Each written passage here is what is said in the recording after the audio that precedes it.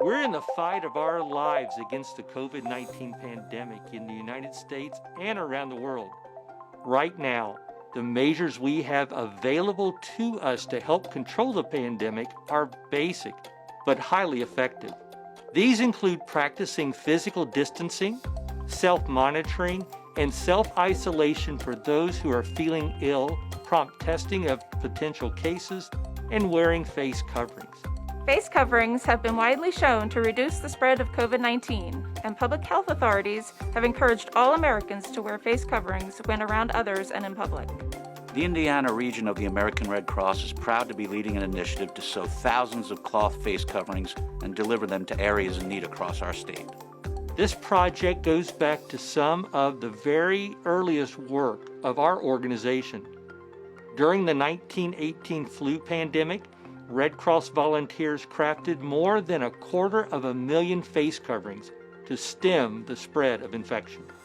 Today, we are called upon again, and the response has been tremendous, from individuals turning on their sewing machines at home, to organized sewing circles, to those who have never sewn before but are inspired to learn and contribute. We already have commitments to sew thousands of face coverings. Our goal is to continue making face coverings for as long as they're needed. We're also working closely with community centers, providing sewing machines and training that will not only help supply much needed face coverings, but will teach a useful skill and jumpstart creativity. As the COVID-19 pandemic continues, face coverings are not always easily accessible or affordable. The face coverings made through this project will go to nonprofit organizations to help protect their staff and volunteers and for distribution to members of the community. It's such a simple thing, but so vital to keeping our communities healthy and helping us all defeat this pandemic. You're a part of a network of thousands of volunteers making a difference for our state. The video that follows will walk you through the steps of sewing these face coverings.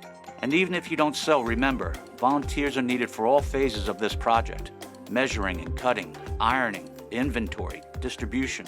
There are many ways you can help. Thank you for being a part of this amazing project. And to learn more, please visit our website. This video will walk you through the simple steps to sew a fabric face covering.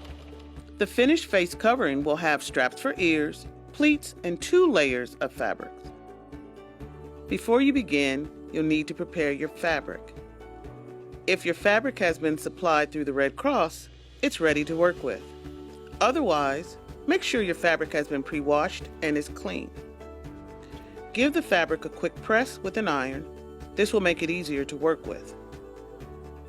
If your fabric has been supplied by the Red Cross, it will come folded. Look at the edge of the fabric. This area is called the selvage. This tells you about the grain of the fabric, kind of like the grain in a piece of wood. When you are cutting, you want to cut either perpendicular or parallel to the grain.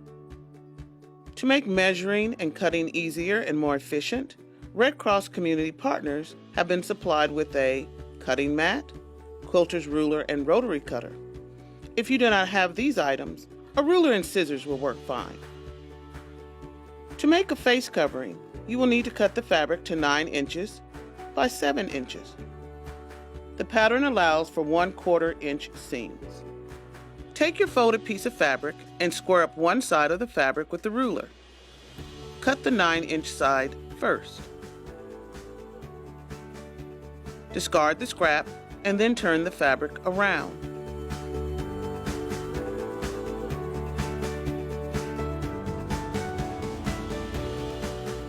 Now cut the 7-inch side.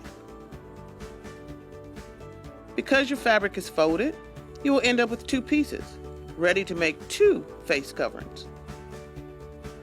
Repeat the cutting process with another piece of fabric in a different pattern. Each finished face covering will have 2 pieces of fabric with 2 different patterns. This provides a handy reminder for the person who will wear the face covering. If they have taken it off, they can easily remember which side was against their face when they go to put the face covering back on again. Once you have your fabric cut, you will need to cut elastic for the ear straps. Cut 2 6-inch pieces of elastic for each face covering you are making.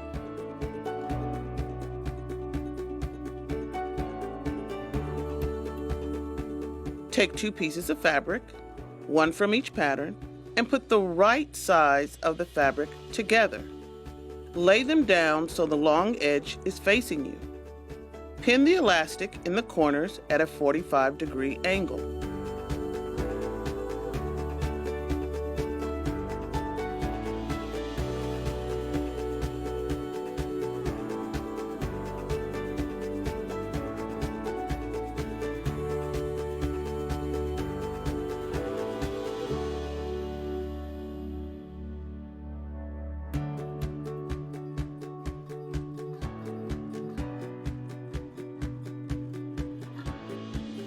Now, pin along what will be the bottom of the face covering.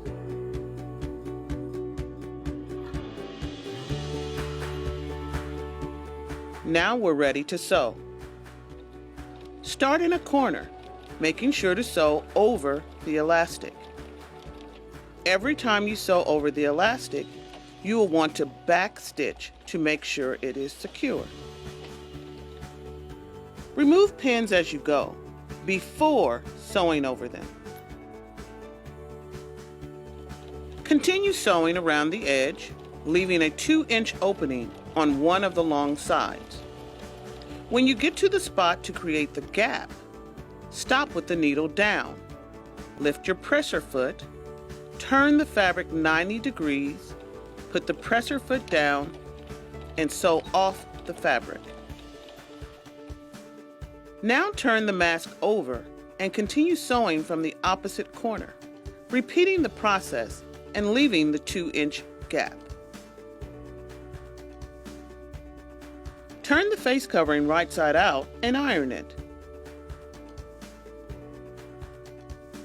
Keep the iron away from the elastic to avoid melting. Create 3 folds in the fabric that are each about the same size. Pin each pleat at the sides. Pleating can be tricky at first. If you don't like how your pleats look, remove the pins and just try again. The folds should touch, but not overlap, and should all go in the same direction. Press the pleats with an iron. Now simply sew 2 passes around the outside edge of the face covering using a scant 1/4 inch stitch. That means a stitch under a 1/4 inch from the edge. Make sure your second pass stitch is close to the first line, but not on top of it. This will close the gap we created earlier for turning. Backstitch at the beginning of your first pass and at the end of your second pass to make sure stitches are secure. When you have completed sewing your face coverings, simply contact the Red Cross and we will arrange to have your mask picked up or shipped to us. Thank you.